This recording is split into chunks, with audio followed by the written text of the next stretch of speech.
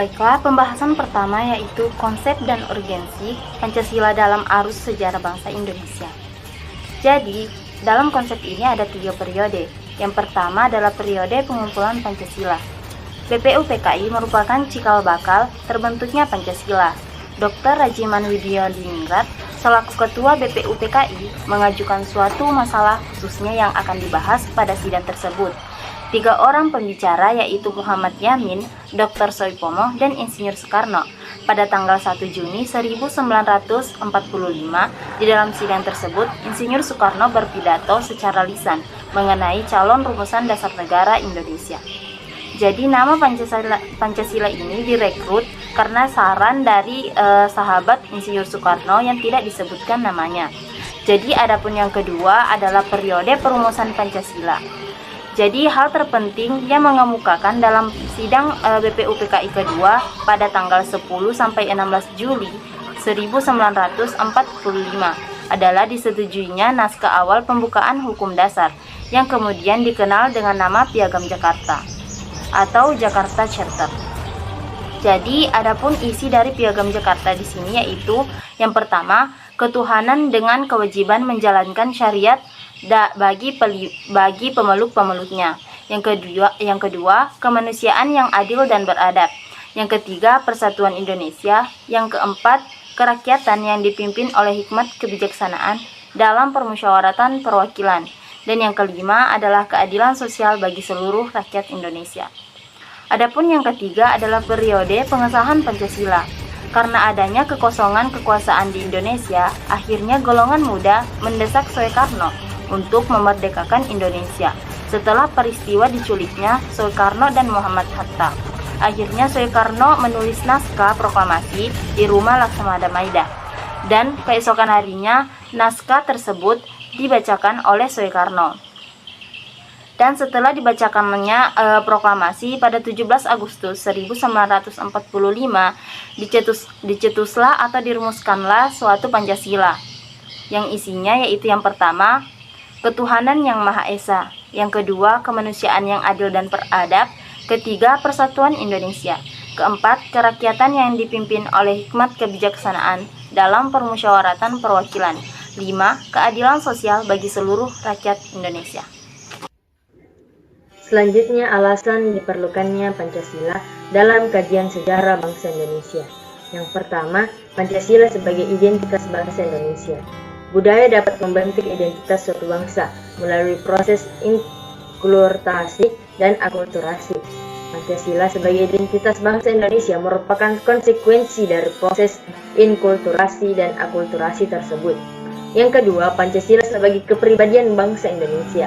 Pancasila disebut juga sebagai kepribadian bangsa, artinya nilai-nilai ketuhanan, kemanusiaan, persatuan, kerakyatan, dan keadilan diwujudkan dalam sikap mental dan tingkah laku serta amal perbuatan.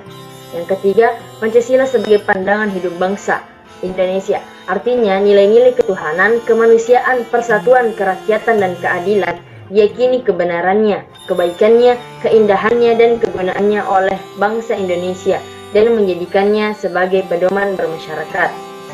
Yang keempat, Pancasila sebagai jiwa bangsa. Pancasila lahir bersamaan dengan lahirnya bangsa Indonesia. Pancasila telah ada sejak dahulu kala bersamaan dengan adanya bangsa Indonesia. Dan yang terakhir atau yang kelima yaitu Pancasila sebagai perjanjian leluhur. Nilai-nilai sebagai jiwa bangsa dan kepribadian bangsa yang disepakati oleh para pendiri Indonesia. Sejarah Pancasila pada era pra-kemerdekaan. Pada tanggal 1 Maret 1945 dibentuk Badan Usaha Penyelidikan Persiapan Kemerdekaan yang diketuai oleh Dr. Kanjeng Raden Tumenggung Ijiman Widyadiningrat melontarkan pertanyaan apa dasar negara kita dan mau dibentuk apa. Pada tanggal 29 Mei 1945 Muhammad Yamin merumuskan 5 asas bagi negara Indonesia, yaitu sila pertama kebangsaan, sila kedua kemanusiaan, sila ketiga ketuhanan, sila keempat kerakyatan, dan sila kelima kesejahteraan rakyat. Sejarah Pancasila pada era kemerdekaan. Selepas perumusan dasar negara Indonesia yang dilaksanakan tanggal 29 Mei sampai 1 Juni 1945, dibentuk panitia kecil 9 orang. Pada tanggal 22 Juni 1945, rumusan hasil panitia 9 itu diserahkan ke BPUPKI dan diberi nama Piagam Jakarta. Namun, ada perdebatan pada sila pertama Piagam Jakarta. Oleh karena itu, dalam rapat panitia persiapan kemerdekaan Indonesia (PPKI) pada tanggal 18 Agustus 1945, itu sila pertama kebangsaan, sila kedua kemanusiaan, sila ketiga ketuhanan, sila keempat kerakyatan, dan sila kelima kesejahteraan rakyat. Sejarah Pancasila pada era kemerdekaan. Selepas perumusan dasar negara Indonesia yang dilaksanakan tanggal 29 Mei sampai 1 Juni 1945, dibentuk panitia kecil 9 orang. Pada tanggal 22 Juni 1945, rumusan hasil panitia 9 itu diserahkan ke BPUPKI dan diberi nama Piagam Jakarta. Namun, ada perdebatan pada sila pertama Piagam Jakarta.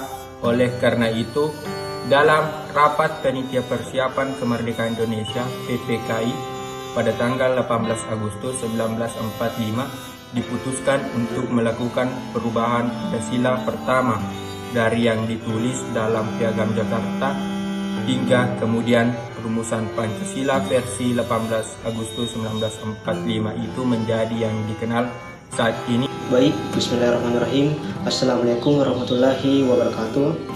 Perkenalkan, nama saya Rizal. Di sini saya akan melanjutkan pemaparan materi dari teman kelompok saya. Kasus saya, Sejarah Pancasila pada era Orde Lama. Pada masa setelah kemerdekaan rakyat Indonesia pada tahun 1945 sampai 1950, sejak Soekarno dan Muhammad Hatta memproklamasikan kemerdekaan pada 17 Agustus 1945, yang terjadi setelahnya adalah hiruk-pikuk politik dan keamanan seiring masuknya kembali Belanda ke wilayah Indonesia. Pada masa awal pemerintahan Soekarno, Pancasila dibentuk dan digodok. Tak hanya dasar negara, bentuk pemerintahan tak juga birokrasi di dalamnya juga dirumuskan. Setelah melalui rangkaian perundingan dan polemik bersenjata yang dituntaskan dengan Konferensi Meja Bundar atau KMB, Belanda akhirnya mengakui kedaulatan Indonesia sebagai negara yang merdeka dan berdiri sendiri pada 27 Desember 1949. Menjadi negara yang berdaulat justru membuat pemerintahan Soekarno tidak stabil, landasan banyak munculnya masalah internal, baik dari kabinet maupun ancaman disintegrasi bangsa. Dalam waktu 9 tahun, yakni 1950 sampai 1959, pemerintahan Indonesia kala itu bernama Republik Indonesia Serikat atau RIS mengalami 7 kali pemberontakan kabinet, perombakan kabinet di berbagai wilayah. Pada periode ini muncul gerakan-gerakan yang mengancam ketuhanan negara, sebut saja pemberontakan Angkatan Perang Ratu Adil atau APRA, Andi Asis Republik Maluku Selatan RMS, Perjuangan Rakyat Semesta Permesta, dan lain-lain. Pada masa ini pula, militer mulai menjadi fraksi yang kuat dalam perpolitikan Indonesia dan berperan besar dalam proses transisi pemerintahan dari Orde Lama ke Orde Baru yang dipimpin oleh Soeharto. Masa akhir Orde Lama pada tahun 1959 sampai 1966, periode ini diwarnai dengan sistem demokrasi terpimpin oleh Soekarno. Masa demokrasi terpimpin juga melalui akhir Orde Lama, usai terjadinya peristiwa gerakan 30 September atau disingkat dengan G30S 1965. Selanjutnya, sejarah Pancasila pada era Orde Baru.